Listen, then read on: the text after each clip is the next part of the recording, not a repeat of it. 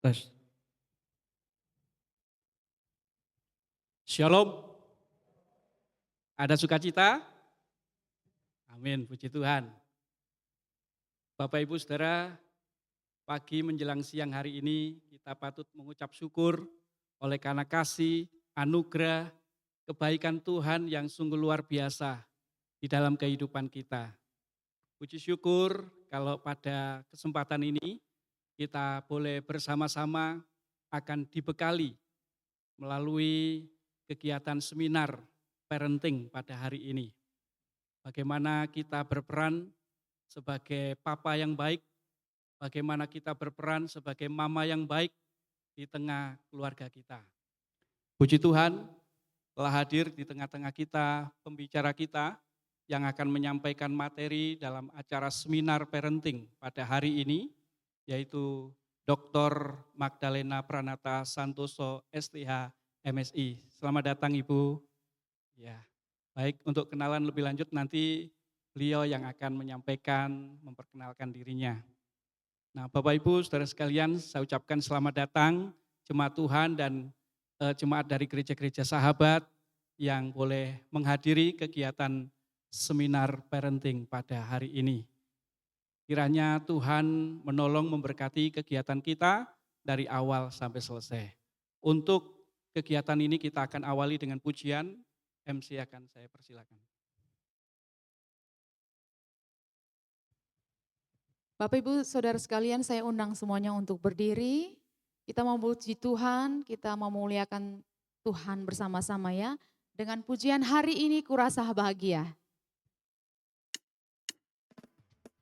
Mari kita bertepuk tangan bersama-sama.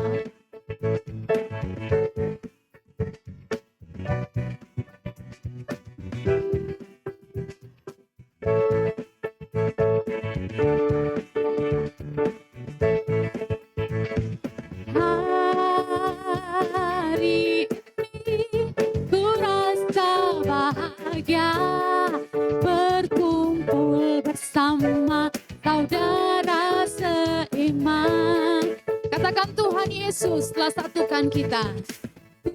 Tuhan Yesus telah satukan kita tanpa memandang di antara kita. Bisa bergandengan tangan bersama-sama ya. Gandengan tangan dalam kasih, dalam satu hati, berjalan dalam terang kasih Tuhan. Tunjuk samping kiri kananmu, katakan kau sahabatku, kau sahabatku, kau saudaraku, tiada yang dapat memisahkan kita. Oh, kau sahabatku, kau saudaraku, tiada yang dapat memisahkan kita. Sekali lagi dengan penuh sukacita kita angkat pujian ini. Hari ini ku rasa bahagia berkumpul bersama saudara seiman. Tuhan Yesus telah satukan kita tanpa memandang di antara kita. Mari sekali lagi bergandengan tangan. Bergandengan tangan dalam kasih, dalam satu hati, berjalan dalam terang kasih Tuhan. Kau saudaraku, saudariku, kau sahabatku, kau saudaraku, tiada yang dapat memisahkan kita. Oh, kau sahabatku, kau saudaraku, tiada yang dapat memisahkan kita. Tiada yang dapat, tiada yang dapat memisahkan kita. Saya persilakan kepada Pendeta Lucinti untuk membuka seminar kita pada pagi hari ini. Silakan duduk.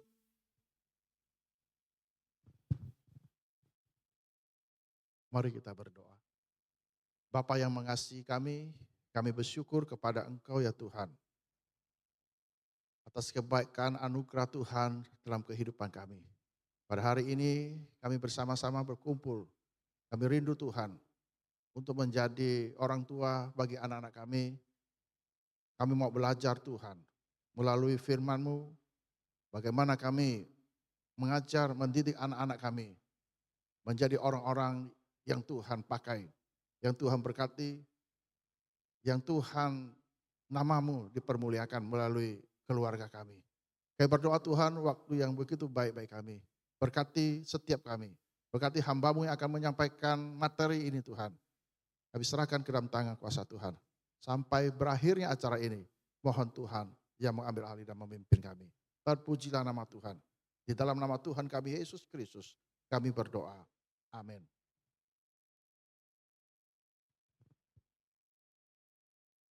Bapak Ibu Saudara sekalian, kita akan masuk di dalam sesi pertama dengan tema tanggung jawab orang tua di dalam mendidik anak sampai jam 10.50 ya. Jadi nanti ada waktu 10 menit untuk bertanya. Oleh karena itu saya berikan kesempatan untuk Ibu Magdalena membawakan sesi pertama.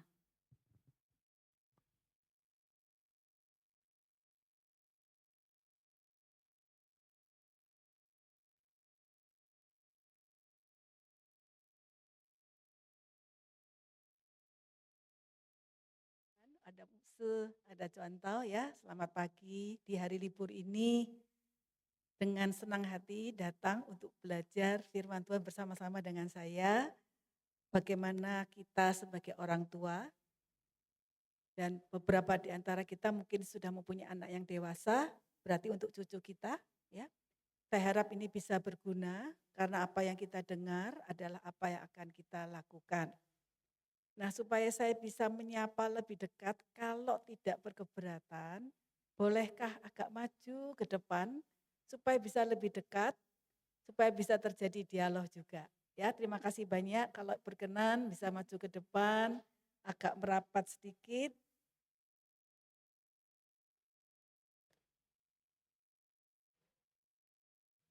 Ya, terima kasih banyak sudah berkenan untuk maju ke depan. Dan kalau nanti mungkin ada yang datang agak lambat, bisa juga duduknya agak ke depan. Ya, terima kasih banyak sudah bersedia untuk maju ke depan. Baik, Ibu, Bapak, Saudara. Jadi adik yang main musik mana ya? Mau bilang terima kasih. Main musiknya bagus. Anaknya siapa? Mainnya bagus. Oh, mamanya. Mama dan papanya bangga ya, anaknya boleh melayani Tuhan. Tema hari ini adalah bagaimana kita sebagai orang tua menjalankan peran yang paling penting, yaitu memuridkan anak-anak kita. Jadi supaya kita nanti pulang ke rumah, kita berpikir satu saja peranan kita yang nanti akan kita pertanggungjawabkan di hadapan Tuhan.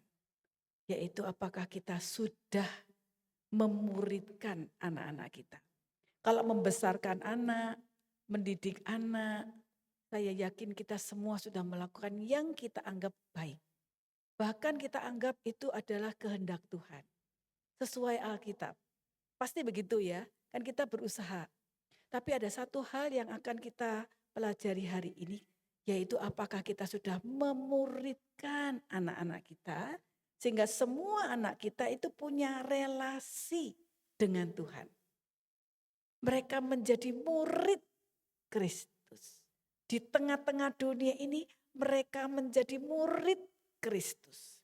Karena kita tahu bahwa kedatangan Tuhan Yesus ke dalam dunia sebagai juru selamat Tuhan melakukan misi ini melalui memuridkan. Jadi memuridkan itu ada di dalam hati dan juga merupakan strategi di dalam karya penyelamatan. Dan inilah yang bernilai kekal yang akan kita bawa pulang ke surga. Karena dikatakan pernikahan tidak akan ada lanjutannya di surga, betul ya? Betul kan ya? Nggak ada sambungannya pernikahan. Tetapi relasi dengan Tuhan itu selama-lamanya. Berarti pemuritan ini amat sangat penting. Jadi mereka memberikan judul discipling atau memuridkan our children in a biblical way. Next. Siapa yang membantu saya? Ya, baik. Kita akan bersama melihat firman Tuhan dari Amsal pasal yang ke-6. Amsal pasal yang ke-6.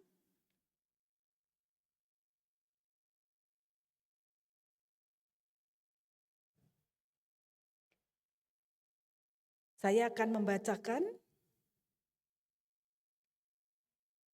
Hai anakku, peliharalah perintah ayahmu. Dan janganlah menyia-nyiakan ajaran ibumu. Ayat 23, karena perintah itu pelita dan ajaran itu cahaya. Dan teguran yang mendidik itu jalan kehidupan. Wah, ini ayat-ayat yang luar biasa ya. Kita kembali ke ayat 20, bisa dilihatkan ayat yang ke-20. Di sana dikatakan bahwa kita, ayah, itu memberikan instruksi, perintah. Sedangkan ibu dikatakan ibu memberikan ajaran. Jadi kurang lebihnya seperti ini. Kalau di rumah kita bilang murid, siapa gurunya? Kalau memuridkan anak berarti gurunya siapa? Papa dan mama. Nah, papa ini sebagai kepala sekolah. Mama sebagai guru. Jadi kalau papa memberikan inti pengajaran untuk anak-anak supaya menjadi murid Kristus, mama ini menolong untuk menerapkan. Itu prinsipnya. Jadi kalau dalam keluarga ini ibarat sebuah sekolah, anak-anak kita ada yang 1 muridnya, ada yang 2 muridnya, ada yang 6 muridnya. Bapak saya mau tanya, siapa yang mempunyai anak 6 orang? Atau lebih? 5? 4? 4, wah ini juara ini ya. 3? 2? 1. Ini nanti masih tambah lagi bisa enggak ya? Jadi kalau di gereja GKT Anugerah itu punya keluarga-keluarga Allah, katakanlah begitu ya. Tadi diberitahu sama Pak Susilo ada dari gereja tetangga, tapi kita gereja Tuhan ya. Nah, keluarga-keluarga kita ini kan sebenarnya sekolah. Sekolah di mana anak-anak kita akan dimuridkan oleh papa dan mama. Nah, papa itu harus yang mendesain dan merancang kurikulumnya. Jadi sebelum kita bicara anak kita kalau ke sekolah kurikulumnya apa, papa ini harus tahu kurikulum apa yang dipakai. Untuk membuat anak kita nanti bukan jadi muridnya dunia, tapi muridnya Tuhan Yesus. Jadi sebelum bingung soal menyediakan, nih waktu kita dulu punya anak yang pertama ya, menyediakan tempat tidur, menyediakan pakaian, menyediakan segala macam perlengkapan untuk baby yang akan lahir. Sebenarnya papa mama ini harus kompak dulu. Kalau di sekolah tuh rapat dulu. Kita ini mau mengarahkan anak kita ini berdasarkan firman itu seperti apa. Jadi harus ada tema-tema, harus ada topik-topik, harus ada perencanaan yang akan dijalankan oleh papa dan mama di rumah. Di mana mama sebagai penolong mengerti dengan amat jelas dan sehati untuk menerapkan supaya anak itu belajar bukan dari mendengar saja, tapi dari melihat dan merasakan. Nah, ini sekolah yang paling efektif sekaligus biayanya paling mahal sebenarnya, betul ya? Tapi sudah dibayar oleh kasih sayang orang tua. Maka tidak ada anak bayar uang sekolah kepada orang tua, betul kan? Padahal pelajaran yang diterima oleh anak kita jauh lebih berharga dari sekolah manapun. Jadi papa mama hari ini konfirmasi ya, kita adalah guru terbaik bagi anak kita. Maka kalau ada orang tua memutuskan homeschooling itu enggak apa-apa. Cuma dulu belum diakui oleh pemerintah. Dulu bertahun-tahun zaman kita masih kecil enggak ada namanya homeschooling itu diakui. Sekarang sudah diakui. Kalau mau punya ijazah tinggal ambil paket A, paket B, paket C, masuk ke universitas diakui. Yang penting dia punya kemampuan. Apalagi sekarang sekolah sudah menerapkan namanya kurikulum merdeka. Merdeka itu berarti selama dia punya keterampilan hidup sebagai mahasiswa untuk dia bisa studi mandiri, logika thinkingnya jalan, dia bisa melakukan tugas-tugas, boleh. Enggak apa-apa, juga tidak ada syarat kalau mau jadi dokter harus melalui ini, jadi engineer harus melalui ini. Sekarang sudah merdeka. Tes lulus masuk dah. Dan tesnya adalah tes kemampuan berpikir, logic thinking. Nah, berarti pengesahan bahwa keluarga kita adalah sekolah kehidupan yang terbaik, itu harus kita pegang. Kita tidak boleh menyerahkan ini ke tangan orang lain.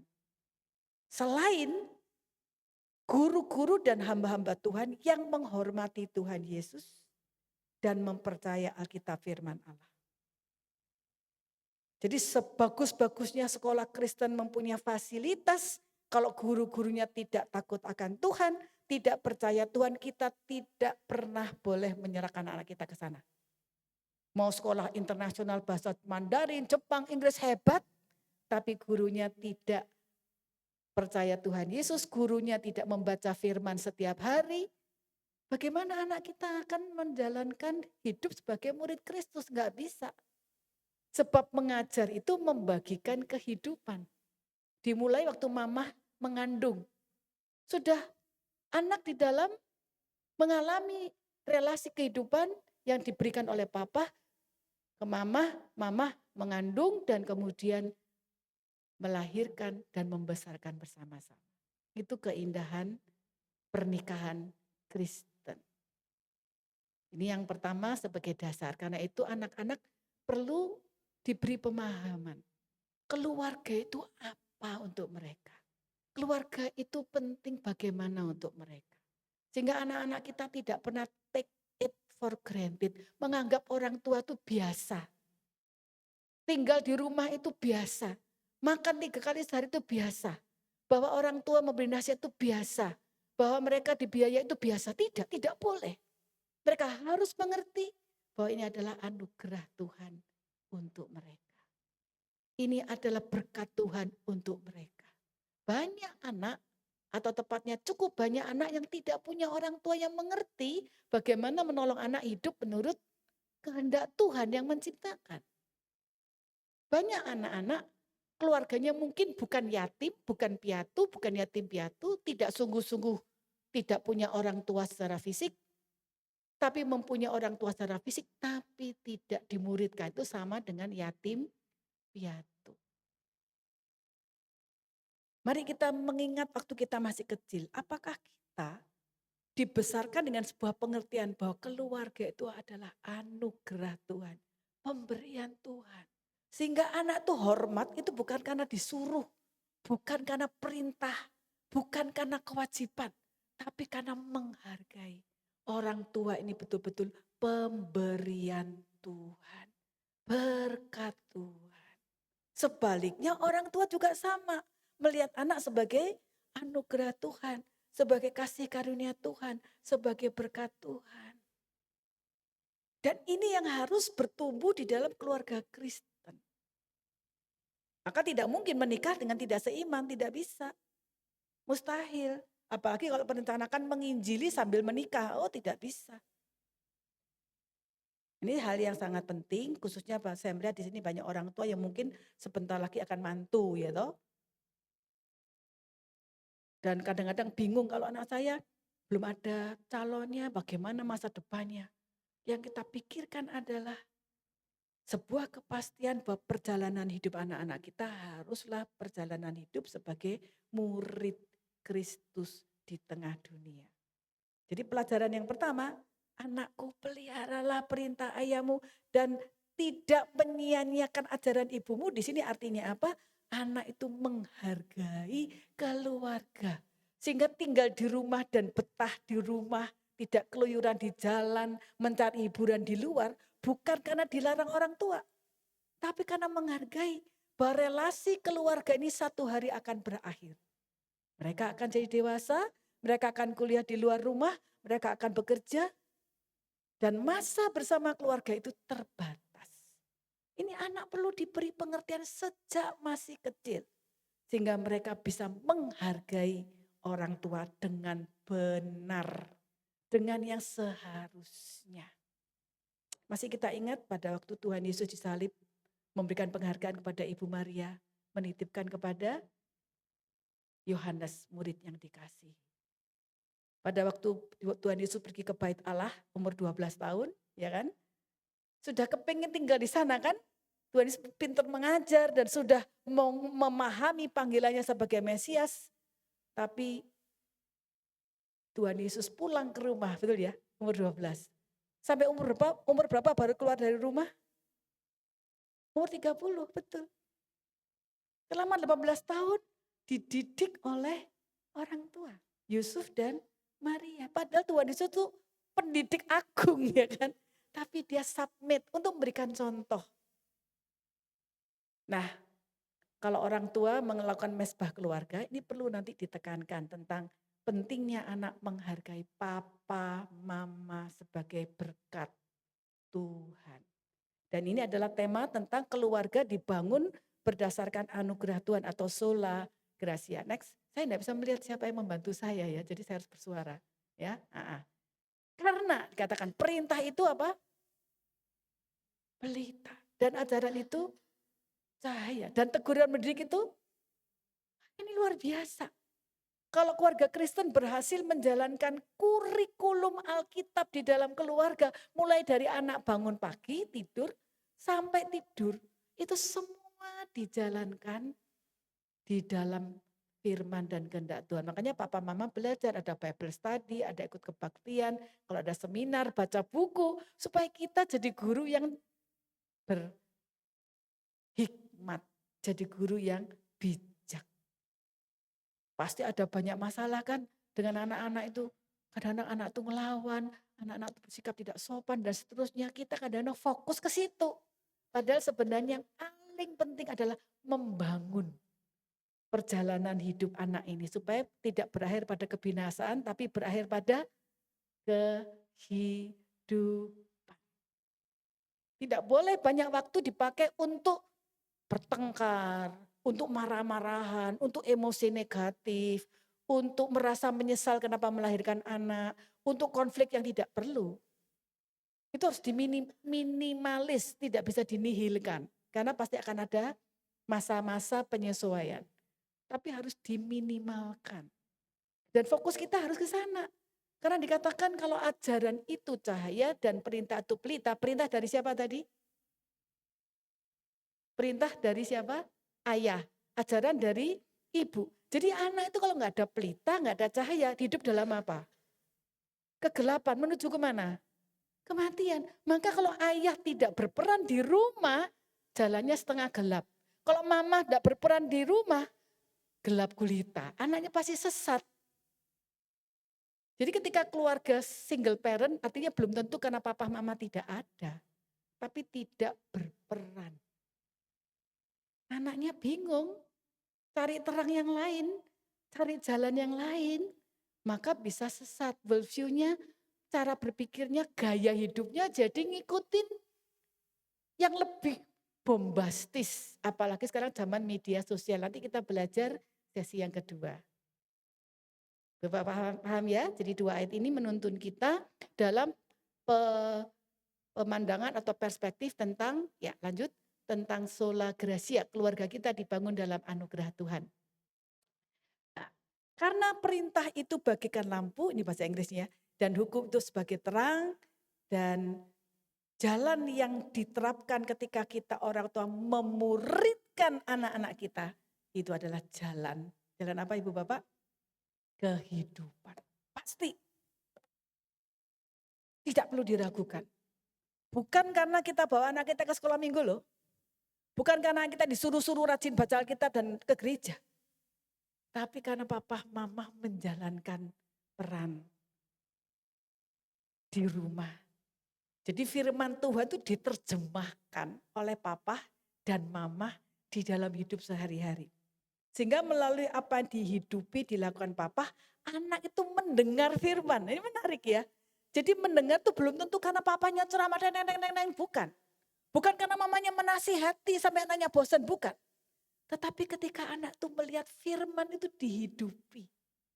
Firman itu diterjemahkan. Firman itu diajarkan. Sampai anak itu mengerti. Sama seperti mau ngajar anak berenang, ya kan. Masa bisa pakai instruksi doang ya toh? Pasti papahnya harus terjun di kolam renang. Kemudian minta, nak melompat di sini. Dipeluk lalu diajar bersama-sama. Dia merasakan air. Dia mengerti bagaimana menggerakkan kaki dan tangan. Didampingi, betul ya? Seperti itu. Orang tua itu berperan dalam kehidupan anak. Supaya anak itu terampil. Jadi enggak boleh ya papa-papa titipkan PR sama mama, tugasmu mah, enggak boleh. Masing-masing punya tugas sendiri. Kita sering dengar ya katanya anak itu kalau fatherless itu berarti ada papa tapi tidak hadir. Itu problemnya sangat besar. Tapi kita tidak bahas sekarang ya, tapi kalau tidak ada papa di rumah bukan hanya secara fisik tapi secara peran. Anak itu rata-rata tidak mempunyai kepastian mengenai identitas. Kebanyakan anak-anak di jalan, anak kriminal, anak yang bunuh diri, segala macam yang negatif itu. Kalau diselidiki, mayoritas fatherless, tidak merasa papahnya itu eksis, ada, hadir. Jadi papa punya tugas, nomor 1 hadir, kedua menolong anak laki-lakinya menjadi seorang yang kelak adalah orang yang hadir, eksis, yang tahu identitasnya, jelas relasinya dengan Tuhan sebagai murid Kristus, lalu nanti hidupnya di dalam dunia ini bisa berjalan menuju kehidupan. Nah, itu baru namanya sudah dewasa gitu ya. Mudah-mudahan pengantar ini menolong kita untuk memahami yang selanjutnya. Nah, kita akan melihat next. Nah, jadi kita sekarang masuk ya, tadi pendahuluan ya, sekarang kita masuk memuridkan anak kita berbasis Alkitab. Anak kita enggak bisa bahasa Inggris, enggak bisa Mandarin, enggak bisa Jepang, enggak apa-apa. Tidak apa-apa. Papa bilang sama mama, enggak apa-apa mah. Mama bilang sama papa, enggak apa-apa mah. Enggak apa-apa. Enggak pintar matematika? Enggak apa-apa. Tidak, nilainya enggak 90-100, tidak apa-apa. Itu tidak menentukan jalan kebinasaan atau kehidupan, enggak ada hubungannya. Itu hanya untuk melengkapi di dalam menjalankan hidup di dunia, hanya melengkapi aja. Yang penting itu dasarnya kok. Jadi ketika anak itu hatinya jahat, egois, mudah cemburu, emosinya negatif, suka melakukan komplain, itu kita harus cemas. Karena dia sedang tidak bahagia dengan dirinya. Maka keluarnya negatif. Jadi kita cemas bukan soal kompetensi. Tapi kecuali anaknya malas loh ya, lain lagi. Anak kita ini malas, pembohong, suka jahat sama adiknya, itu problem. Tapi kalau dia sudah belajar tekun, dia lebih pintar olahraga dan pintar hal-hal seni, nggak apa-apa. Penemuan tentang multi intelligence itu menghibur orang tua yang anaknya enggak bisa matematika. Kalau zaman kita dulu ya, enggak bisa matematika langsung naik kelas. Itu sebetulnya pembulian sekolah. Kita ingat ya teman-teman kita yang dulu naik kelas lalu akhirnya drop out, lalu jadi anak nakal. Mereka tuh dibully sama sistem pendidikan. Sekarang pendidikan sudah sadar, itu salah, sudah bertobat. Lalu sekarang pelan-pelan sekolah itu merubah metodenya. Belajar itu tidak boleh hanya satu macam, harus macam-macam. Karena anak itu macam-macam, enggak boleh diperlakukan satu macam. Ada anak itu kalau belajar itu tangannya goyang-goyang. Main bolpen gini-gini, bolpennya diputer-puter. Lalu otaknya ikut bekerja. Tapi duduk manis, itu coba. Anak duduk manis, ibu guru mau mengajar. Siapa yang mengatakan kalau duduk manis pasti otaknya bekerja aktif? Kadang-kadang ada anak kinestetik, duduk manis, otaknya ikut duduk. Tidur dia. Nah, ya kan? Jadi kita bersyukur Tuhan kasih anugerah bahwa pendidikan sekarang sudah banyak yang berubah ya. Kalau di luar sudah banyak, sudah lebih berubah lebih lama ya. Mereka bidang studinya lebih sedikit, proses belajar anak itu senang. Kita dengar namanya negara Finlandia, sempat menjadi negara yang terbaik dalam pendidikan. Temanya cuma satu, anak harus belajar dengan gembira dan bahagia, itu aja. Guru nggak boleh berdiri di muka kelas mukanya mencukup. Siapa yang tidak bikin PR? Oh enggak boleh, langsung keluar gurunya itu. Ya, gurunya muncul, anaknya senang. Mereka belajar itu bisa di lounge, bisa belajar di dining room, di tempat ruang tamu. Mereka belajar di mana mereka suka, di library boleh. Coba dikasih tahu, ini pelajaran kamu hari ini. Cari cara sendiri, belajar sendiri. Kok enggak ngerti, tanya guru, belajar lalu dia bisa belajar mandiri. Begitu. Dan beberapa sekolah sekarang sudah mulai menerapkan itu. Kalau kita pernah dengar ya sampai ada Montessori, itu sebenarnya gara-gara itu. Mau mencoba belajar yang tidak diatur harus gini atau harus gitu. Tapi anak menentukan sendiri mau belajar seperti apa. Tapi kita bukan meniru metode itu. Kita mau anak kita berjalan berbasis firman Tuhan untuk menuju kepada jalan kehidupan. Jadi bukan anak yang bebas liar semaunya ya, tapi tetap tunduk pada firman. Di mana papa sebagai apa tadi? Kepala sekolah. Jadi kepala sekolah enggak boleh absen, ya toh. Guru nanti sendirian ya, enggak boleh absen. Next. Ya. Jadi kita baca bersama-sama. Discipling itu menghasilkan apa? Kita baca bersama-sama. 3, 2, 1. Disiplin Alkitabiah memuridkan anak-anak kita mengasihi Tuhan dengan segenap hati, segenap jiwa, segenap kekuatan, dan segenap akal budi. Jadi luarannya, ya, produknya kalau pendidikan berbasis Alkitab itu ini. Profil lulusan keluarga Kristen adalah murid Kristus yang mengasihi Tuhan dengan segenap hati, segenap jiwa, segenap kekuatan, segenap akal budi. Ini prinsip pendidikan sola gratia. Anak itu punya keterampilan mengalami kasih Tuhan melalui sekolah orang tua, ya, di mana orang tua jadi gurunya. Waktu anak mengalami kasih Tuhan, maka dia akan bisa mengasihi Tuhan. Jadi mengasihi Tuhan itu tidak pernah dari dirinya manusia. Tidak bisa. Mau manusia berdosa masa bisa mengasihi Tuhan, ya kan?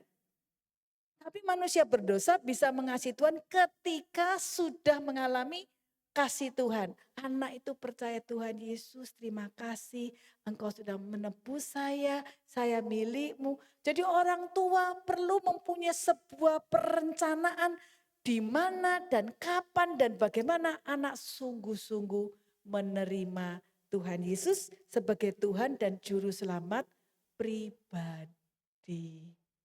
Tidak boleh diserahkan pada guru sekolah minggu. Kalau ditanyakan, anak bapak ibu sudah percaya Tuhan Yesus belum? Mestinya ya sudah sih. Dari kecil sekolah minggu, jawab kita kebanyakan gitu ya. Nggak boleh. Gurunya siapa tadi? Orang tua. Kapan papa pernah mengatakan, nak duduk sini. Papa mau bicara tentang Tuhan Yesus.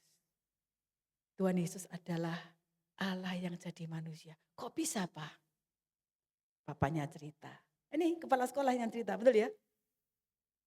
Lalu papa juga menyaksikan bahwa papa sudah percaya Tuhan Yesus. Pak, Tuhan Yesus bisa enggak kita lihat? Tuhan Yesus bisa kita lihat tapi dengan hati kita, nak. Karena Tuhan cinta, Tuhan mau masuk hatimu. Mau enggak kamu mengundang Tuhan masuk hatimu? Simpel aja. Tuhan akan mengampuni kamu. Kamu akan jadi anaknya. Papa sama mama akan membimbing kamu jadi murid Tuhan. Itu berkat Tuhan untukmu, nak. Karena papa sama mama sudah percaya Tuhan Yesus. Aku mau Pak, bagaimana cara berdoanya? Nah ini harus dilakukan. Bukan guru sekolah minggu, ada orang tua bilang, kok susah ya ngomong gitu ke anak ya, rasanya aneh gitu ya. Karena berpikir itu bukan pekerjaan kita. Sama seperti kalau ibu-ibu waktu dulu belum menikah, sebelum menikah enggak bisa masak ya. Misalnya enggak bisa masak, ke pasar bawa catatan ya toh, berapa gram, berapa ya toh. Biasanya saya kalau ke pasar lihat itu zaman pasar tradisional ya. Kalau saya lihat ada ibu-ibu bawa catatan ini baru menikah pasti. Kalau sudah lama menikah enggak perlu catatan. Masak, pergi ke restoran, oh ini bumbunya ini langsung kita masak, betul ya? Di sini ibu-ibu kan pintar masak semua toh. Tapi kan ada, sebelum menikah kita enggak bisa. Tapi setelah menikah bisa, betul enggak? Jadi orang tua juga sama. Jadi kalau mau tahu mau menikah atau tidak, Bapak Pendeta mesti tanya ya, Pak Pendeta tadi mana Pak Penginjil ya. Sudah siap enggak nanti menginjili anakmu kalau anakmu nanti dikaruniakan Tuhan dalam pernikahanmu? Aduh belum bisa, udah boleh nikah dulu gitu ya nanti begitu ya Pak ya. Nah gitu ya toh. Sama, kalau ada yang mau melamar anak perempuan kita, kita tanya, kau sudah terima Tuhan Yesus belum? Ceritakan pengalaman pertobatanmu. Jangan tanya kamu sudah kerja, gajimu berapa? Nah itu nanti, urusan nanti. Ya, urusan penting adalah bisa enggak jadi imam keluarga untuk anak kami ya toh. Cucu saya ini butuh Tuhan Yesus, enggak boleh saya serahkan anak saya perempuan ke tangan suami yang enggak bisa menginjili anak cucu saya. Ah gitu ya. Berani enggak papa mama ngomong gitu ya toh? Ingat-ingat ya. Nanti sudah ngomong gini nanti waktu Pak minta restu boleh enggak nikah. Anakku sudah 30 kepalanya apa? Umur 30.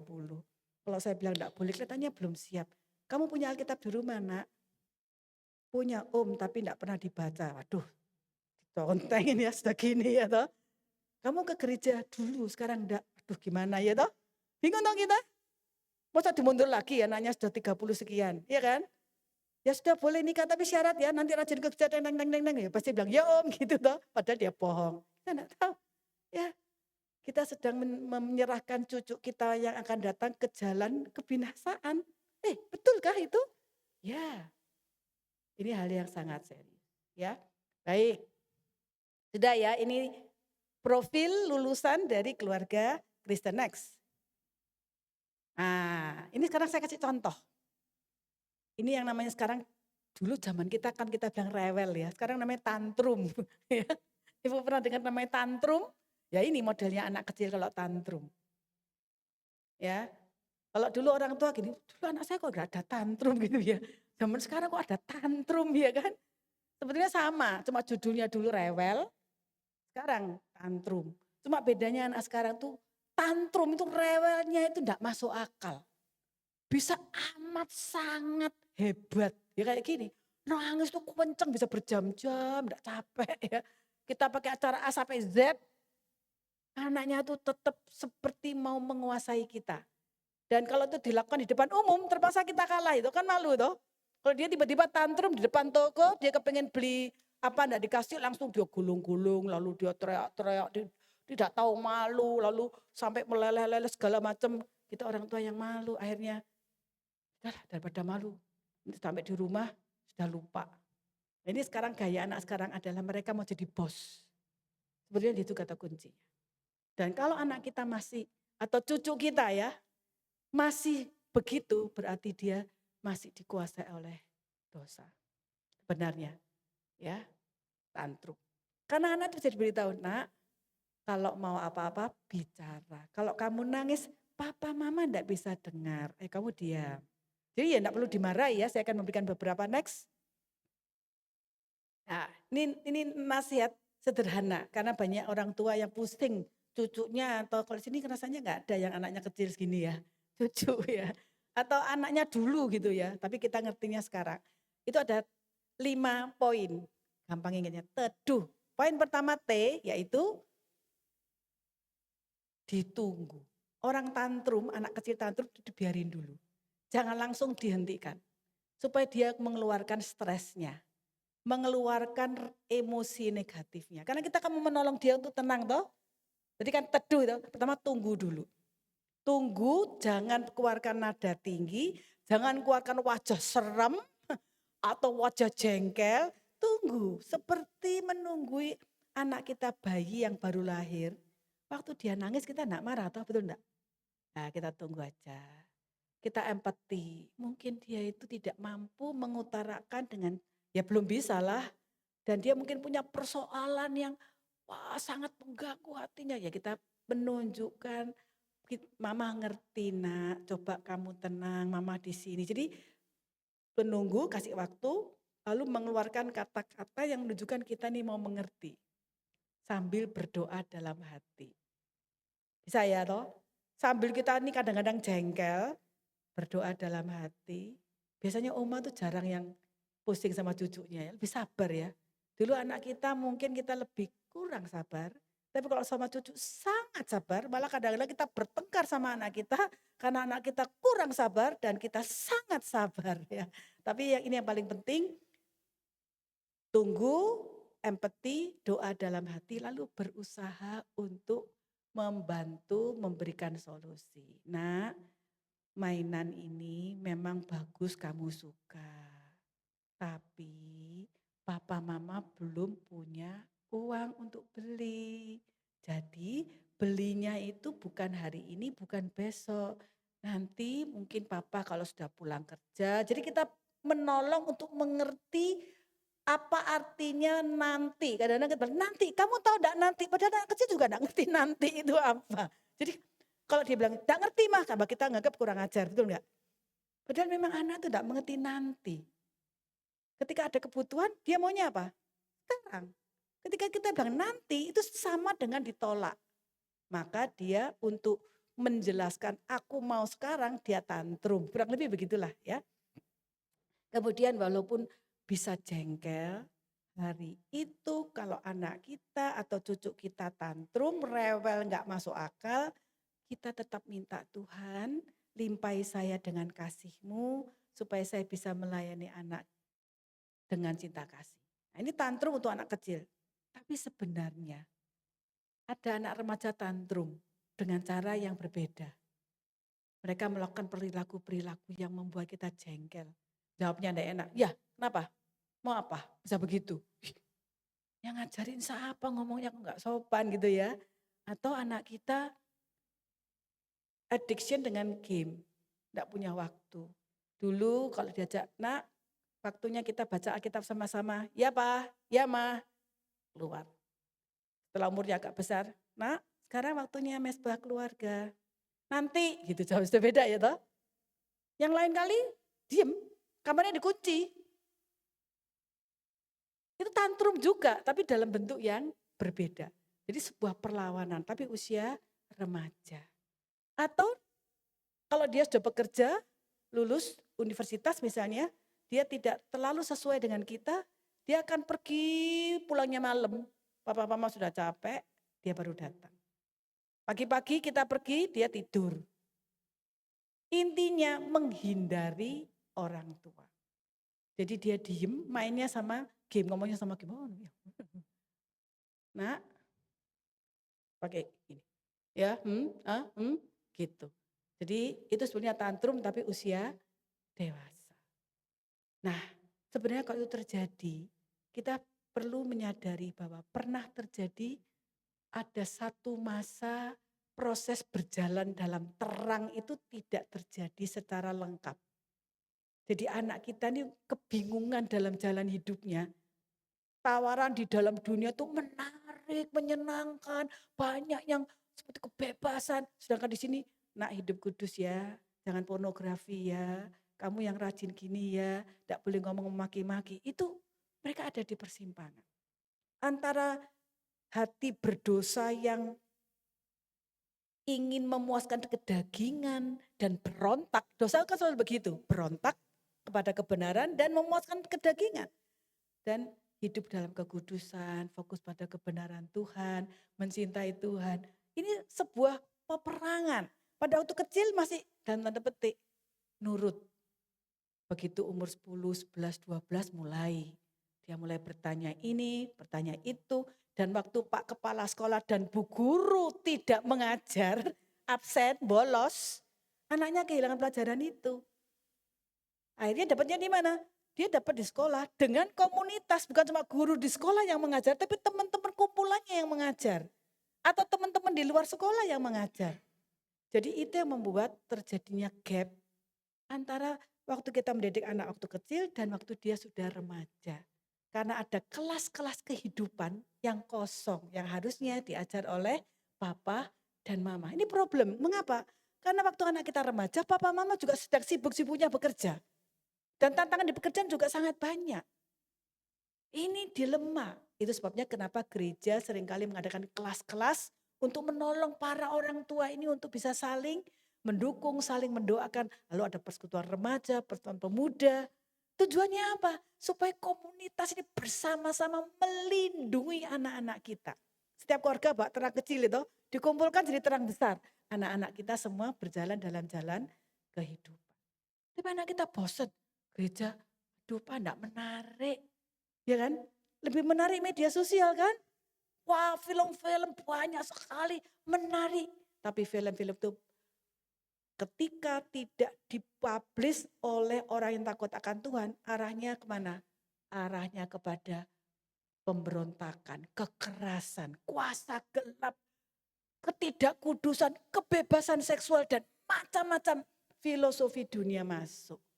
Jadi kelas kehidupan absen orang tua karena sibuk.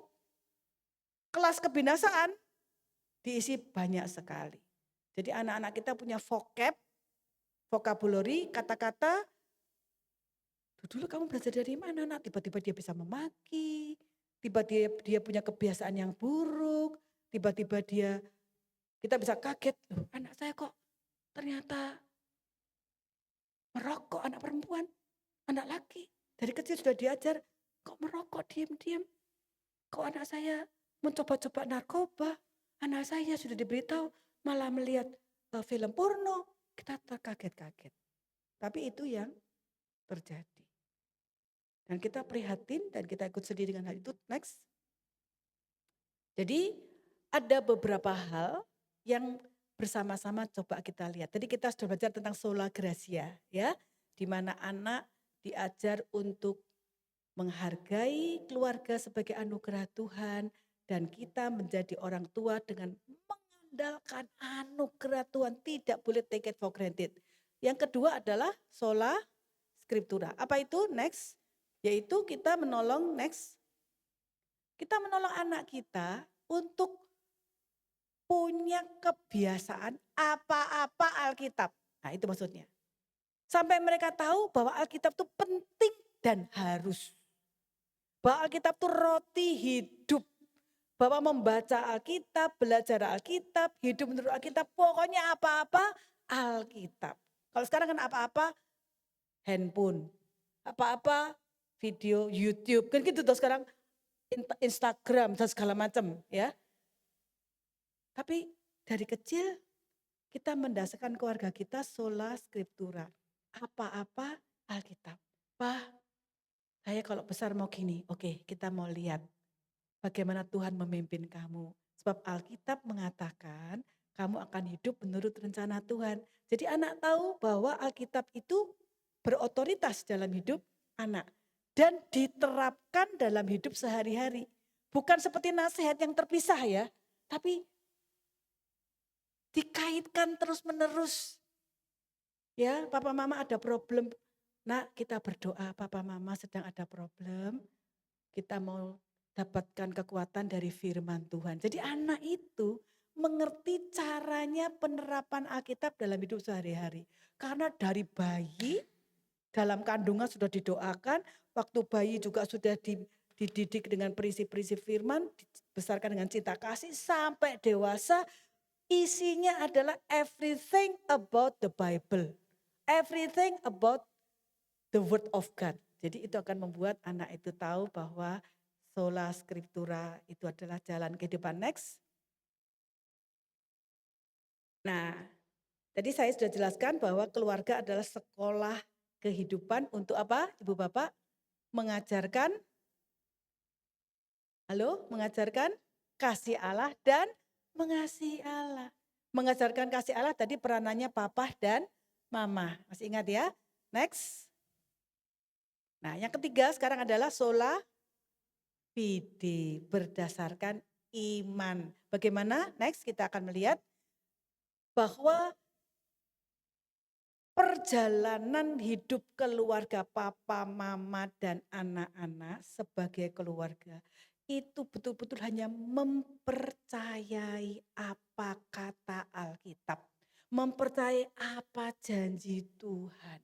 Mereka benar-benar hidup hanya berdasarkan percaya, beriman. Pertama, saya diampuni oleh Tuhan Yesus. Saya percaya Tuhan Yesus juru selamat saya. Dan seumur hidup saya sebagai seorang anak sampai nanti dewasa, sampai ke surga nanti. Saya percaya hidup saya hanya berdasarkan firman, dituntun firman, dan saya mau hidup mengikuti firman sepenuhnya. Beriman, sola fide. Tidak tergantung pada uang, tidak tergantung pada fasilitas, tidak tergantung kepada prestasi, tidak tergantung pada hal-hal yang digantungi orang di dunia. Ya kan? Mereka cari apa? Kekayaan, cari popularitas, cari followernya banyak, ya kan? Kecantikan, ketampanan. Saya dengar sekarang orang tuh kalau mau jadi dokter katanya, sekarang malah dokter kecantikan ya, lebih terkenal karena orang sekarang banyak yang mau kelihatan cantik, tampan, merubah wajah. Itu semua bukan berdasarkan iman, tapi berdasarkan penampilan, berdasarkan kekuatan manusia. Tapi anak kita sekeluarga bertumbuh berdasarkan firman dan diimani. Next. Karena firman Tuhan adalah terang bagi jalan kita, ya, dan pelita dalam kehidupan kita dan mendidik anak untuk menuju pada jalan kehidupan. Next. Keluarga Kristen adalah keluarga yang keempat tadi, yang pertama sola gratia, kedua sola scriptura, ketiga sola fide, yang keempat adalah soli deo gloria. Anak-anak terus dididik untuk boleh mengalami kasih Tuhan, menyenangkan hati Tuhan, hidup untuk Tuhan. Motivasi hati bukan untuk ego, saya penting, nama saya penting, tapi semuanya untuk Tuhan Yesus yang menciptakan saya, penebus saya, juru selamat saya. Nak, kamu pintar sekali menggambar Tuhan, memberikan talenta untukmu. Kita berterima kasih ya sama Tuhan. Tuhan Yesus luar biasa. Nah, kamu ternyata, wah, bagus sekali bermain musiknya.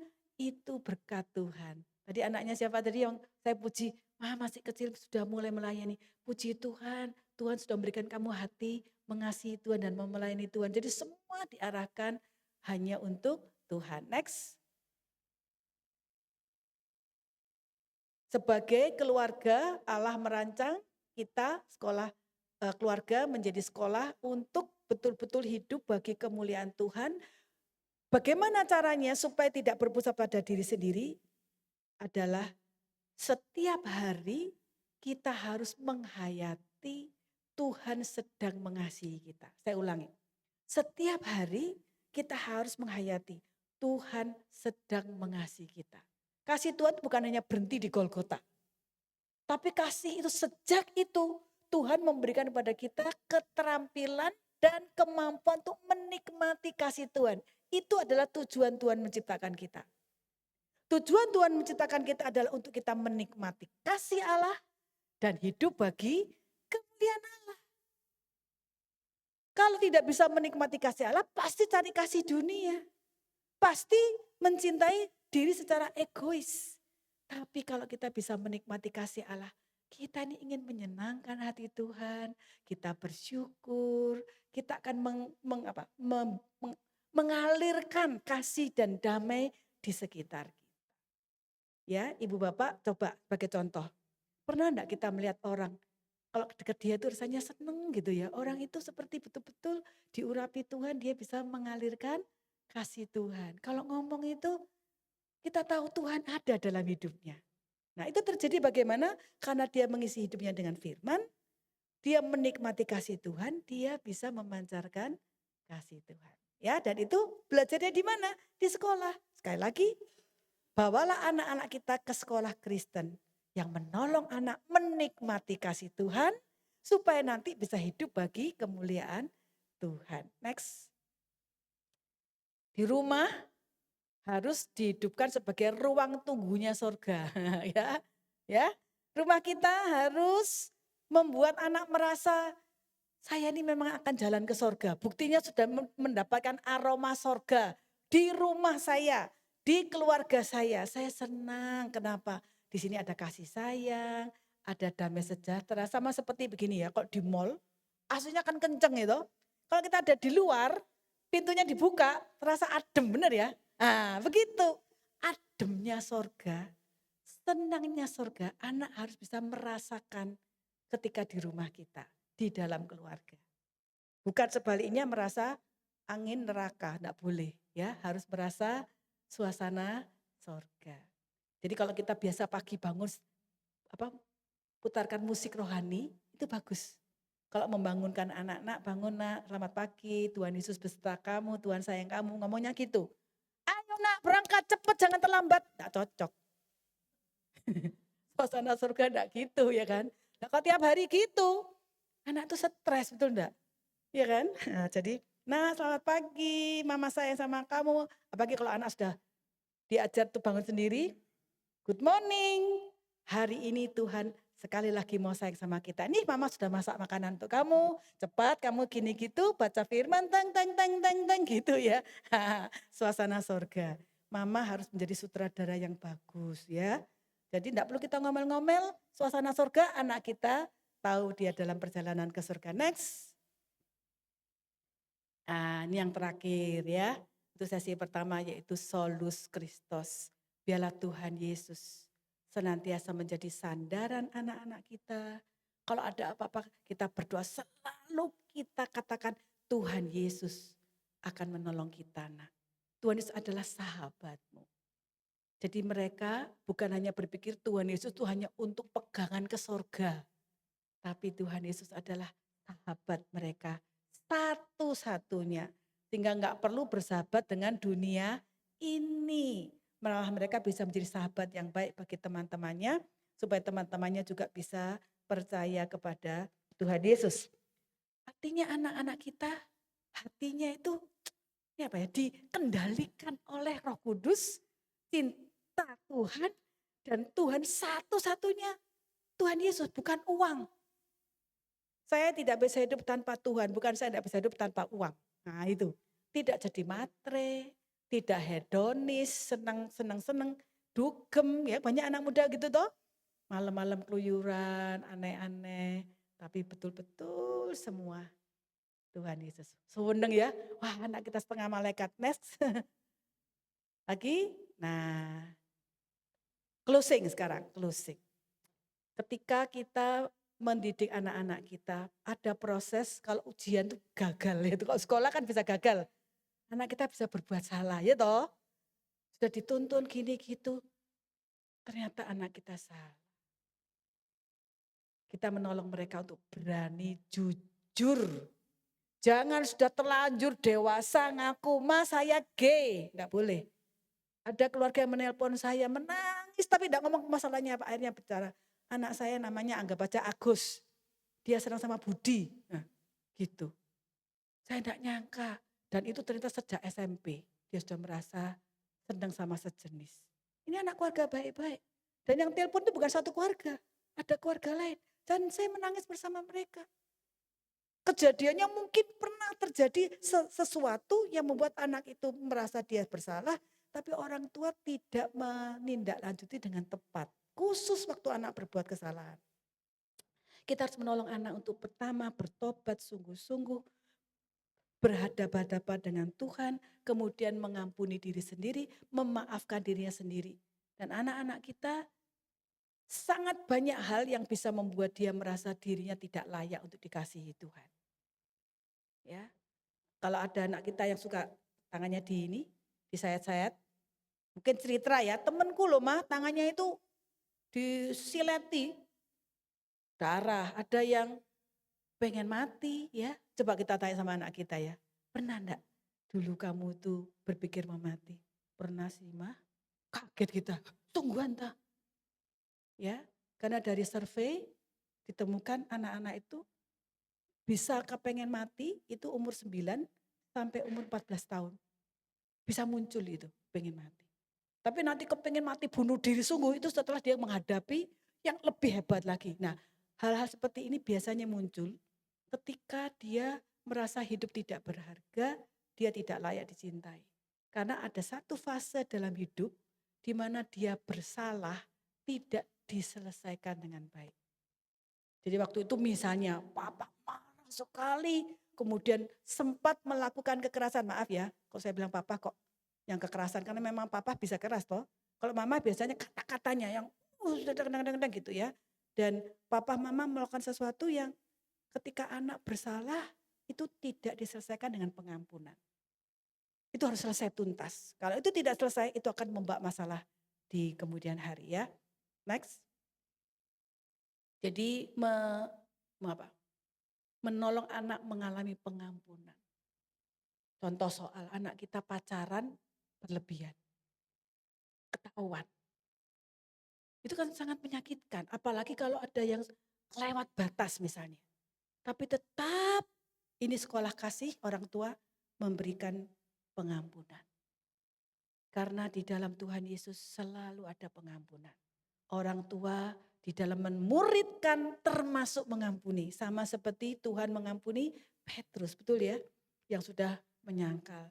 Jadi kalau hari ini misalnya ada anak-anak kita sudah dewasa. Lalu Tuhan ingatkan kita, pernah ada masalah di mana kita konflik cukup hebat dengan anak kita. Tapi sebenarnya belum selesai. Itu perlu diselesaikan. Walaupun sudah sepertinya terlambat. Tapi tidak terlambat untuk diselesaikan. Dalam pelayanan saya anak muda maupun di mahasiswa, cukup banyak anak-anak setelah kami layani, mereka pulang ke rumah, ada yang di luar pulau, ada yang di luar kota. Pertama kali mengatakan, saya melepas pengampunan untuk papa mama karena saya mempunyai kepahitan. Sebaliknya juga yang sama ya. Next. Ketika anak mengalami proses diampuni, anak itu sedang ditolong untuk mempunyai hati mau menaati Tuhan. Jadi kalau pengampunan itu tidak beres, maka anak akan punya dalam hati itu keinginan untuk rebel, berontak, tidak terima. Karena ada kemarahan yang masih belum selesai. Itu maksudnya ya. Next. Hanya Tuhan Yesus, kita baca bersama-sama 3, 2, 1. Hanya Tuhan Yesus penebus berkuasa mengampuni dan menguduskan. Biarlah kita meyakini bahwa bersama-sama satu keluarga menerapkan sola, pertama, gratia sola, fide sola, scriptura, soli deo gloria, dan solus Christus. Semua ditutup di dalam Kristus. Dan next, ini yang menjadi tujuan kita, bahwa anak-anak kita melalui dimuridkan akan mengasihi Tuhan dengan segenap hati, segenap jiwa, segenap kekuatan, dan segenap akal budi. Sebelum kita masuk tanya jawab, izinkan saya berdoa untuk kita semua. Mari kita berdoa.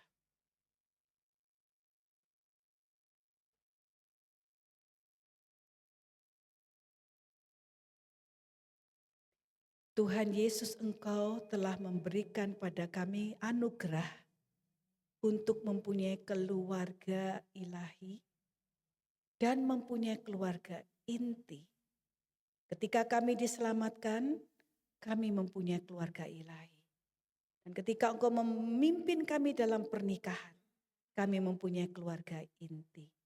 Kami bawa keluarga inti kami di dalam hadirat dan tahta kasih karunia Tuhan. Hanya Tuhan yang tahu sedalam-dalamnya keadaan keluarga kami masing-masing.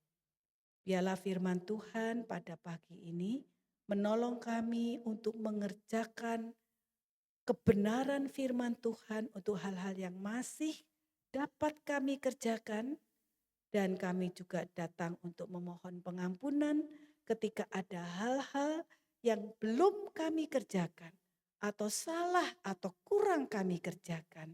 Kami mohon kasih karunia Tuhan agar kami masih diberikan kesempatan untuk memperbaiki apa yang dapat kami perbaiki dengan berkat dan pertolongan Roh Kudus. Kami juga berdoa kiranya untuk kami yang mulai berperan untuk cucu kami, supaya kami dapat menolong anak dan menantu kami untuk melakukan pemuritan bagi anak mereka dan bagi cucu-cucu kami. Tuhan, bila sebentar ada beberapa hal yang mungkin akan kami tanyakan dan diskusikan, kiranya Tuhan juga berkenan menolong kami. Kami berdoa dalam nama Tuhan Yesus Kristus. Amin. Silakan Pak. Shalom Bapak Ibu, demikianlah sesi pertama kita sudah dilewati dengan sebuah pemaparan materi yang sangat luar biasa. Kita sudah dibekali bagaimana kita memuridkan anak-anak kita berdasarkan Alkitab. Nah Bapak Ibu, kita adalah orang-orang yang dipilih oleh Tuhan untuk memuridkan, ya, memuridkan anak-anak yang Tuhan percayakan. Nah pada kesempatan ini saya beri kesempatan kepada Bapak Ibu untuk bertanya. Ya, jika ada pertanyaan bisa diajukan. Monggo, mari silakan kalau ada pertanyaan. Mungkin pertama pertanyaan dari saya Ibu. Ya Pak. Ini di sini ada opa, oma yang anak-anaknya tentunya sudah dewasa, bahkan sudah berkeluarga. Apakah pemuritan masih bisa dilaksanakan terhadap anak-anak kita yang sudah dewasa? Itu pertanyaan pertama. Terus bagaimana triks melakukan pemuritan terhadap anak-anak yang sudah dewasa? Kemudian mungkin ada Bapak Ibu yang anak-anaknya berada di luar kota, bahkan di luar negeri. Ya, kita nggak bisa bertemu secara fisik dengan mereka. Apakah pemuritan terhadap mereka yang berada di tempat yang jauh bisa kita lakukan sebagai orang tua? Mungkin bagaimana metodenya? Terima kasih. Baik, terima kasih. Ini sebuah pertanyaan yang sangat baik ya. Terima kasih Pak Susilo. Jadi sebetulnya anak kita ini kalau sekolah, kalau sudah usia perguruan tinggi ya sudah lulus kan. Masa kita anggap seperti anak SD lagi. Jadi sepertinya memuridkan seperti kembali jadi anak itu sudah tidak bisa. Tetapi memuridkan sama-sama muridnya Tuhan Yesus itu yang bisa dilakukan. Jadi peran untuk menasehati sudah selesai. Tapi peran untuk proses terakhir yang tadi saya jelaskan. Proses mengakui kekurangan kita, mengakui kesalahan kita, proses mengampuni, proses meminta maaf. Itu yang bisa kita lakukan. Sebab ketika itu terjadi selesai, relasi orang tua dengan anak menjadi sudah oke, maka akan berdiskusi bersama di kelas yang sama. Sebagai sama-sama murid Tuhan Yesus. Jadi pemuritan pada anak yang sudah dewasa, terima kasih, dan yang sudah menikah, itu dilakukan secara berbeda. Jadi ini pemuritan orang dewasa. Kalau anak-anak itu kan di dalam tanda petik diajari, dididik. Sampai mereka bisa belajar sendiri. Jadi murid itu mulai dari diajari, dididik sampai punya keterampilan belajar sendiri. Nah kalau murid sudah dewasa dia sudah bisa belajar sendiri. Maka model pemuritannya adalah bersama-sama belajar. Jadi berbagi, anak dan menantu bisa berbagi, kita berbagi, tapi sumbernya sama adalah Alkitab. Itu bisa kita lakukan. Jadi namanya sharing keluarga. Jadi kita beritahu, nak, papa mama belajar dari firman Tuhan bahwa ada hal yang belum selesai pada waktu kamu masih menjadi anaknya papa mama waktu masih kecil. Sekarang karena engkau sudah dewasa dan sudah mempunyai anak, papa mama merasa harus menyelesaikan hal ini. Supaya waktu kamu nanti menjadi papa mama bagi cucu-cucunya mama papa ini, kamu bisa melakukan lebih baik dari yang papa mama dulu pernah lakukan. Nah, kita cerita, apa-apa yang seharusnya kita lakukan waktu itu, apa kesalahan kita, apa kekurangan kita, papa mama minta maaf. Misalnya kekurangan waktu. Waktu anak mau cerita, papa mama terlalu sibuk atau pernah kurang menghargai anak ketika berpendapat. Kamu gak ngerti apa, misalnya kadang-kadang ada kalimat yang membuat anak merasa tidak dihargai. Pokoknya apa yang diingatkan Tuhan untuk kita akui, dan kita tanya, ada enggak yang ingin kamu sampaikan? Yang waktu itu kamu marah, kamu enggak terima, merasa enggak dihargai. Papa mama, nah pemulihan relasi ini adalah pemuritan dewasa nomor 1. Setelah itu kemudian bisa bersama-sama bertukar ide, bertukar pendapat, saling menguatkan, saling mendoakan. Itu kan pemuritan berdasarkan firman.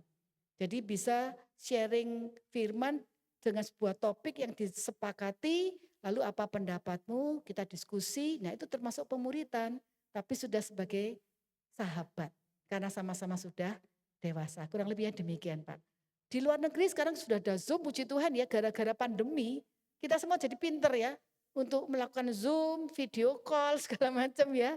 Nah, jadi bisa dilakukan. Yang penting proses rekonsiliasi dan pemulihan relasi harus dijalankan dulu. Siapa yang harus berinisiatif? Siapa? Kita. Harus kita orang tua yang harus lebih dulu. Dan mungkin sekali ada yang kita tidak duga. Yang membuat anak kita ini punya, dan tanda petik ya, kepahitan atau setengah kepahitan atau kekecewaan. Waktu diungkapkan kita bisa kaget. Masa begitu aja kamu kok nganggep papa begini atau mama begini, padahal papa mama ini sudah berjasa. Mungkin jasa kita ini segini, kesalahan kita segini, tapi ini tetap mengganggu. Dan gak apa-apa. Walaupun yang begini itu tidak bisa menutup yang ini, gak apa-apa. Kita harus terima. Karena saya pernah diminta membantu rekonsiliasi keluarga. Papa mamanya bilang sudah siap, anaknya sudah menikah nih. Pada waktu anaknya cerita, papa mamanya tidak bisa terima. Kamu ternyata begitu ya loh. Jadi mau rekonsiliasi malah papanya tidak bisa terima. Papa ini tidak di rumah itu kerja buat kamu. Kamu sendiri sekarang sudah jadi papa kan mengerti. Malah tidak terima waktu dikatakan papa ini bagi saya papa yang tidak hadir dalam hidup saya. Karena anaknya ngomong jujur toh. Papa yang tidak saya terima. Saya tunggu dulu, saya bilang Bapak ini anaknya Bapak menyampaikan apa yang dirasakan.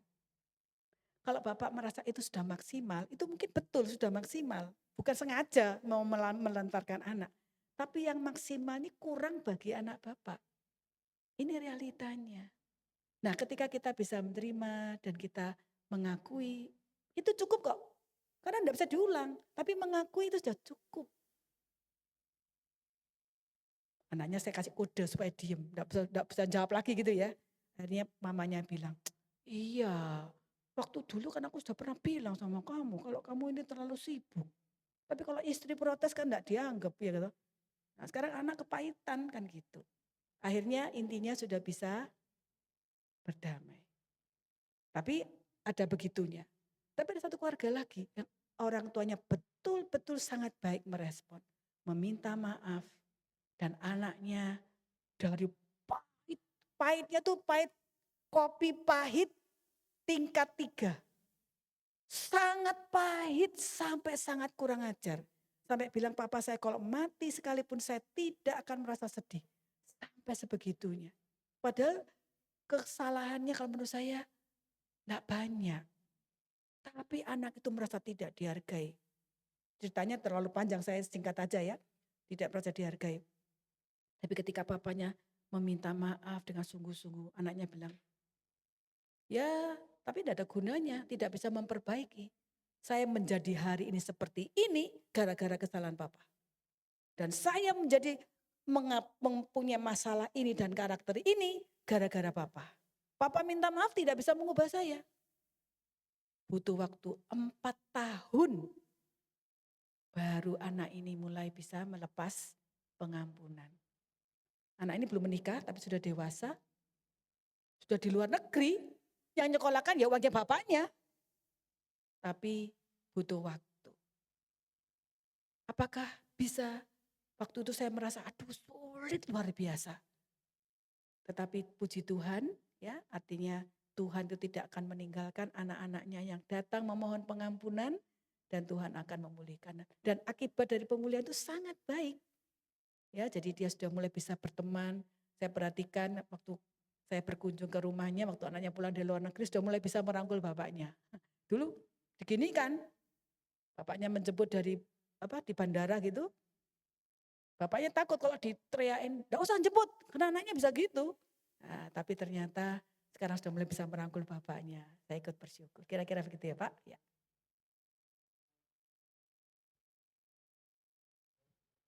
Bu. Ya, jadi tugas pemuritan itu masih tetap bisa kita laksanakan Bapak Ibu, dan tugas pemuritan itu tidak ada batas waktunya, bisa kita laksanakan sekalipun anak-anak kita sudah dewasa. Intinya tadi adalah kita perlu ada rekonsiliasi dengan anak-anak kita ya. Be a friend ya, menjadi teman bagi anak-anak yang sudah dewasa ya. Kita boleh memiliki pemikiran diskusi dengan mereka.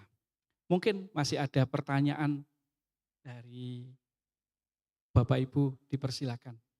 Ayo silakan kalau ada pertanyaan. Gak usah sungkan.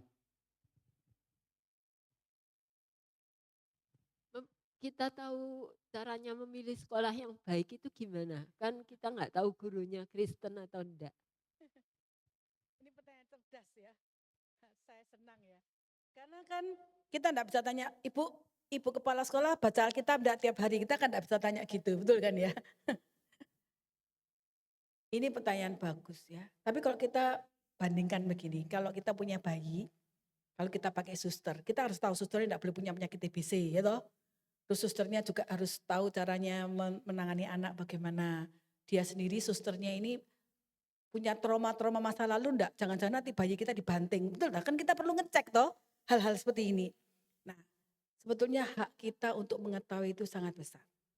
Jadi pada waktu sebelum Tuhan mengizinkan saya memulai sebuah sekolah ya, Pelangi Kristus, yang justru lahir gara-gara ya tidak banyak sekolah Kristen yang sungguh-sungguh berdasarkan Alkitab kan. Jadi saya ketemu kepala sekolahnya, itu pada waktu saya diminta memimpin sebuah seminar untuk sekolah itu. Saya kenal kepala sekolahnya, lalu saya tanya terang-terangan. Di sekolah ini TK-nya, guru-gurunya sungguh-sungguh Kristen lahir baru enggak? Saya bisa tanya. Gitu. Saya tanya betul-betul. Lalu apakah semua guru sungguh-sungguh melakukan saat teduh baca firman? Nah, memang jawabannya tidak seperti yang kita harapkan. Oh ya, guru-gurunya semua saat teduh, sungguh-sungguh sudah lahir baru. Waktu melamar kami periksa, ternyata Bu sebetulnya jujur ya, cari guru Kristen yang sungguh-sungguh itu sulit. Gitu jawabannya. Tapi saya bertanggung jawab bahwa nanti guru-guru ini betul-betul akan mendidik anak-anak dengan bermartabat, kira-kira begitu. Ya, terus saya tanya lagi, apakah diizinkan di sekolah ini guru yang tidak Kristen mengajar gara-gara tidak ada guru mata pelajaran itu yang Kristen yang bisa mengajar? Ya, kalau tidak terpaksa, kita hanya terima Kristen. Jadi kalau terpaksa, padahal ini anak TK loh. Anak TK ini kan sangat percaya sama gurunya toh. Dia bilang ya kalau pegawai yang kebersihan, waktu itu belum ada outsource ya, sekarang kan zaman outsource ya. Kalau kebersihan, kalau staff yang administrasi ya memang kami masih ada yang bukan Kristen. Hati saya waktu itu merasa kurang pas gitu ya. Lalu saya bawa waktu pendaftaran, saya melihat, saya merasakan, saya berdoa. Jadi datang ke sekolah kita lakukan feeling. Mama-mama kalau sekolah harus izin minta keliling lalu feeling. Kita bisa punya feeling loh. Tahu ini sekolah ini banyak berdoa apa enggak. Kalau kita masuk rumah yang serem, ada kuasa gelap, bisa merasa enggak? Pasti bisa merasa. Ya kan, kita keliling aja. Lalu kita lihat cara guru memperlakukan murid. Kan kita kelihatan anak-anaknya. Lalu Tuhan berikan saya, karena memang begini susah. Tuhan berikan saya hikmat untuk mengerti, is this the best place for my daughter and my son? Kita berdoa sama Tuhan. Lalu saya tanya sama anak saya, mau sekolah di sini? Gila saya, kalau mama bilang ya, mau, katanya gitu. Akhirnya karena saya sudah pernah memimpin seminar di situ, saya bawa 3 minggu atau 4 minggu setelah masuk. Anak saya bilang gini, saya enggak mau sekolah lagi mah. Kenapa? Gurunya jahat. Kenapa? Dia cerita. Tidak berarti anak saya selalu benar ya. Anak saya itu kan kinestetik. Jadi kalau dia sudah selesai aktivitas, dia tuh jalan keliling.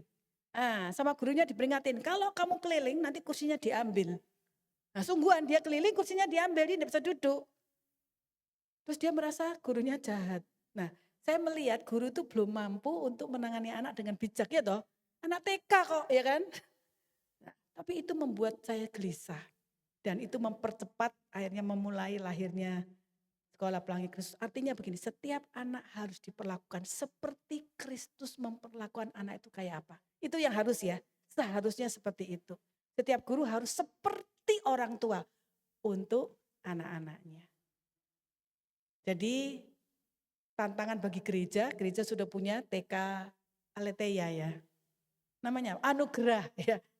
Jadi saya lihat, saya tanya bagaimana lalu Bapak Pendeta sempat cerita ABCDEFG gitu ya.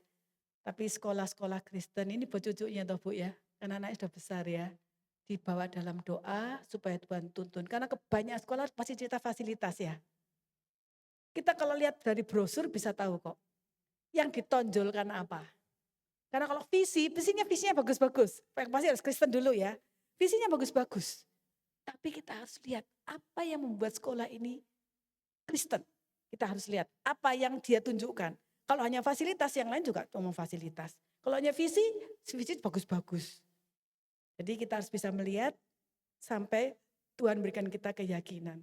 Di antara semua pilih yang terbaik gitu. Jadi keliling aja ya. Saya cerita sedikit konkret ya, ada satu kenalan saya atau adik rohani saya di kota lain, kota A gitu ya. Dia tanya, Bu Mada tahu enggak sekolah yang bagus? Oh saya kenalkan A, B, C, sekolah Kristen yang saya kenal bagus. Pemimpinnya, visinya saya kenalkan. Dia pergi. Nah di salah satu sekolah, dia melihat bahwa gurunya bagus memperlakukan anak. Kan dia datang untuk, ya saya bilang kamu harus cari feeling gitu ya. Tapi pada waktu dia bertemu dengan staf adminnya. Permisi saya mau melihat, sudah daftar belum? Sudah daftar tapi belum dijawab. Kalau belum dijawab tidak boleh datang. Karena kita ini hanya menerima yang sudah daftar. Tapi saya sudah terlanjur datang ke sini, suami saya juga tidak punya waktu kalau hari lain. Mukanya katanya jelek, katanya loh kan, bukan saya yang lihat. Sebentar saya mau bicara, ya enggak apa-apa. Nah pada waktu mendapatkan perlakuan seperti ini, sekalipun dia melihat guru-gurunya itu baik, tapi itu mengganggu dia. Sehingga dia memutuskan tidak jadi. Hanya karena cara memperlakukan calon orang tua murid sangat tidak fleksibel, kaku ya, tidak ramah. Dia bilang customer yang di bank atau di mana loh ramah tamah semua. Maaf sudah tutup Bu, boleh datang besok minggu. Maaf tidak, kan gitu-gitu ya. Ini kok ketus gitu ya. Gara-gara itu loh, padahal sekolah tuh bagus, visinya bagus. Jadi seringkali begitu tanda ya seperti itu ya. Tapi kalau kita bisa datang jangan open house saja, datang sidak. Karena itu sesuatu yang lebih jujur. Kalau open house kan semua diatur ya toh. Pakaiannya bagus, dibersihkan, baunya wangi. Tapi kalau mendadak itu bisa ketahuan aslinya. Itu kan mendadak ketahuan aslinya. Dan kalau bisa ya, ibu bapak, bawalah oma opa. Oma opa tuh lebih feelingnya lebih tajam karena sudah punya pengalaman. Jadi kalau mau Pak Susilo membawa anaknya umur 3 tahun misalnya ke sekolah ya, itu opa oma. Ya, untuk gimana opa oma? Kalau cucu sekolah di sini, opa oma kan banyak berdoa toh, kan terlalu sibuk ya toh. Tapi punya waktu berdoa kan, lebih dekat sama Tuhan. Jadi boleh Pak opa oma untuk ikut melihat, ikut mendoakan. Dan didoakan sejak di kandungan. Sekolahnya 3 tahun lagi di mana didoakan sejak itu. Gitu ya caranya ya Bu ya. Nah, tapi kadung lahir tidak apa-apa, sudah lahir tetap didoakan. Ya, oke begitu. Ya, terima kasih. Baik, terima kasih. Ya, sedikit promo di gereja kita juga ada sekolah yang baik. PAUD Anugerah ya, dengan para gurunya yang juga luar biasa. Baik, saya kira termin tanya jawab kita cukupkan Ya. sekian. Sebelum kita masuk di sesi kedua, kita akan menikmati dulu di belakang ada tea time. Oh ada Ya. tea time ya. Mari Bapak Ibu kita langsung saja ke belakang. Terima kasih.